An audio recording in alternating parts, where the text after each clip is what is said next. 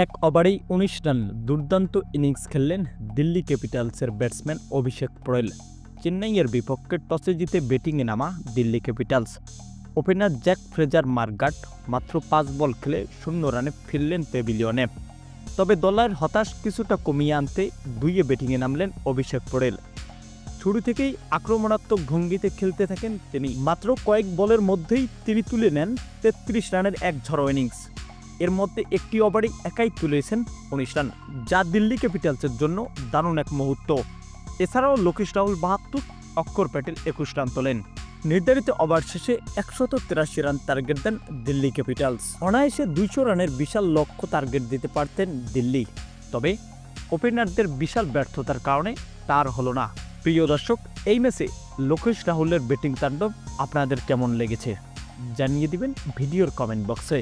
ভিডিওটি ভালো লাগলে লাইক এবং সাবস্ক্রাইব করবেন।